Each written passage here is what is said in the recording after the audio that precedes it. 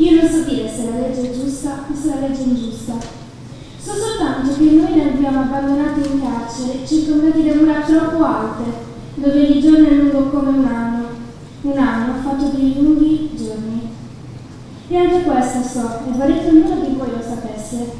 Ogni carcere è costruito dall'uomo con motori di vergogna e chiuso dalle sbarre, perché Cristo non veda come gli uomini riescono a mutilare anche i propri fratelli. Con queste sbarre macchiano la luna e accecano il sole. Forse è giusto che tengano nascoste dall'inferno. Dentro avvengono cose che nessuno, non il figlio di Dio e non il figlio dell'uomo, avrebbe forza di guardare. Fanno mancare ogni cosa al bambino che spaventato piange notte e giorno.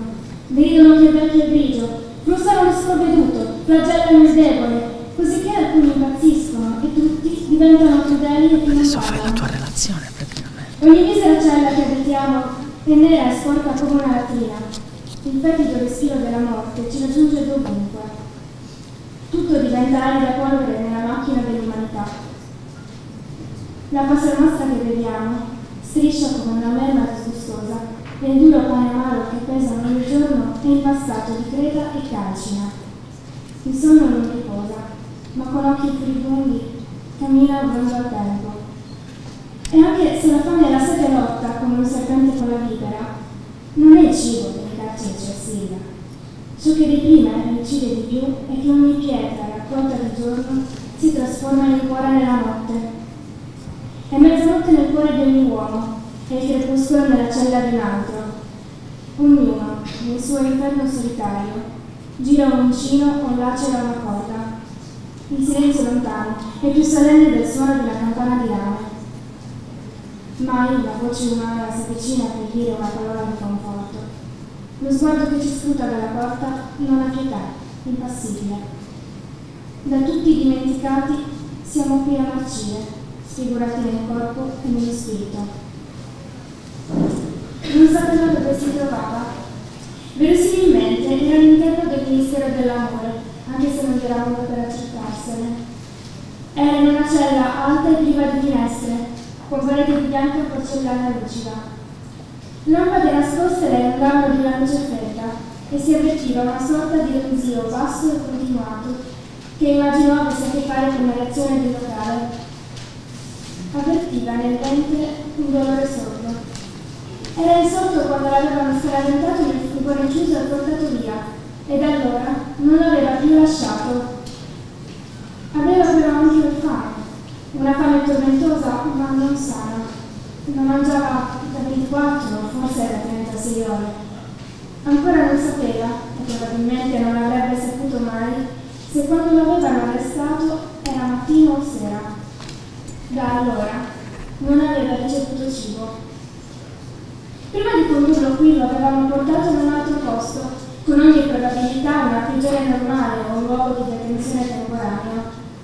Non sapeva per quanto tempo ci fosse rimasto, per delle ore a buon conto. Senza orologi e privati della luce del giorno era difficile fare un calcolo del tempo.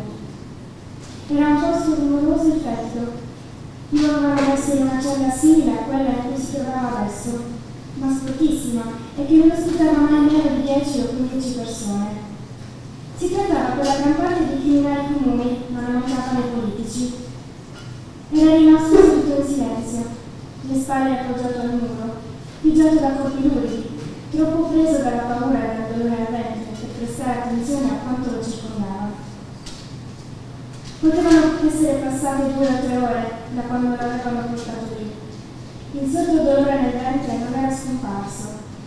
A volte si affrioliva, a volte diventava più intenso e i suoi pensieri, seguendo un analogo ritmo, si dilatavano o si contraevano. Quando si faceva lancinante, Winston si concentrava sul dolore e sul suo desiderio di cibo. Quando si calmava, lo prendeva una sensazione di panico. In alcuni momenti riusciva a prevedere con tanta lucidità quello che lo aspettava, che il cuore si metteva a battere all'impazzata, mozzandogli il respiro.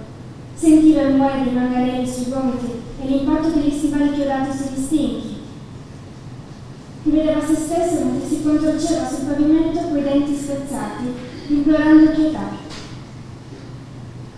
La confraternita gli aveva detto non cercava mai di salvare i suoi affiliati. Avrebbe avuto forse 5-6 giorni a disposizione prima che le guardie notassero la cella. La lama che gli avrebbero fatto pervenire gli avrebbe morso la carne come una specie di fuoco freddo, tagliando fino all'osso perfino le dita che lo stringevano.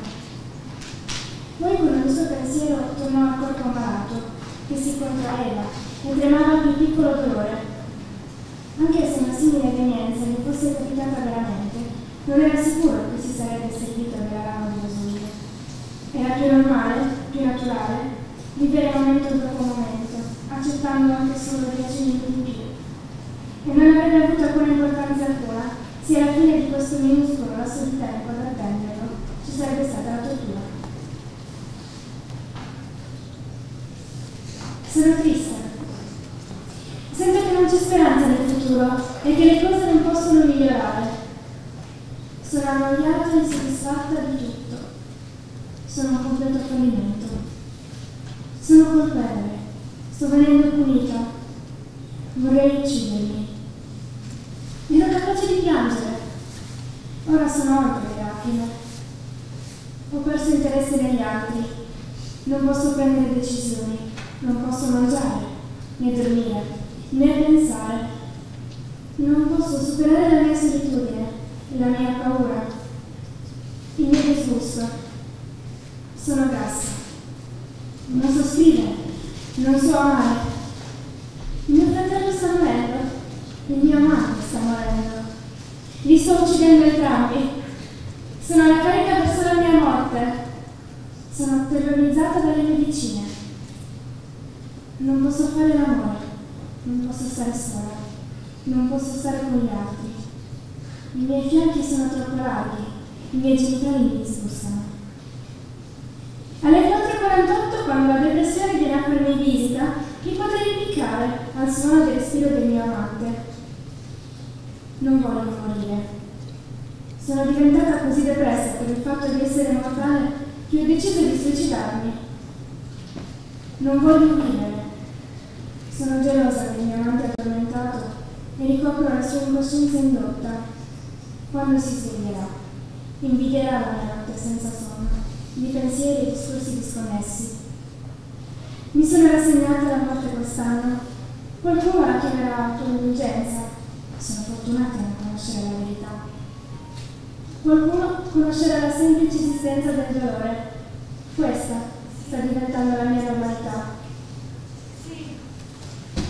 Una stanza di facce inespressive osserva guardamente il mio dolore, così privo di intenzione deve essere il male. Dottor questo, dottor quello e il dottor... Cos'è quello che sta passando? E deve aver pensato di fare una puntata per stuzzicare. Bruciando nuovamente il tunnel di sbigottimento, la mia umiliazione è completa, mentre tremo senza ragione e balbetto, senza avere niente da dire riguardo la mia malattia. Che in ogni modo ricorda solo il fatto che nulla è importante, visto che tanto morirò. E sono ingannata da quella calma voce psichiatrica che mi dice che esiste una realtà obiettiva in cui il mio corpo e la mia mente sono una cosa sola. Ma io non sono qui e non ci sono mai stata. Il dottor questo prende appunti e il dottor quello si sforza in un simpatico mormorio. Osservandomi, giudicandomi, annusando la lama di fallimento debilitante che sguarda dalla mia pelle, la mia graffiante disperazione e il panico debilitante, mentre mi apro terrorizzata al mondo, chiedendomi perché tutti mi sorridono e mi guardano consci della mia vergogna. Dottori imprescrutabili, dottori sensibili, dottori fuga, dottori che penseresti si scoprire pazienti se non ti venisse dimostrato il contrario. Fate la stessa domanda, mi mettete parole in bocca, offrite cure chimiche per angoscia congenita. L'unico dottore che mi ha mai toccato volontariamente, guardato negli occhi, che ha riso le mie battute particolari, pronunciate con voce cavernosa, che mi ha preso in giro quando mi sono rasata la testa, che mentiva, dicendo che era felice di vedermi. Ti ho creduto, ti ho amato. E non è perdere che mi addolora quanto la luce tutte stronzate e mascherate da annotazioni mediche. La tua verità, le tue bugie, non le mie. E mentre io ti credevo diverso, mentre credevo che forse avevi provato anche tu quell'angoscia che mi era parso puzzarti sul viso trattenendola da aiutare, tu invece ti stavi solo parando il cuore. Per la mia mente questo è tradimento, e la mia mente è soggetta di questi frammenti sfasati. Niente può spegnere la mia rabbia, niente può farmi ritrovare la fede. Questo è un mondo in cui io non desidero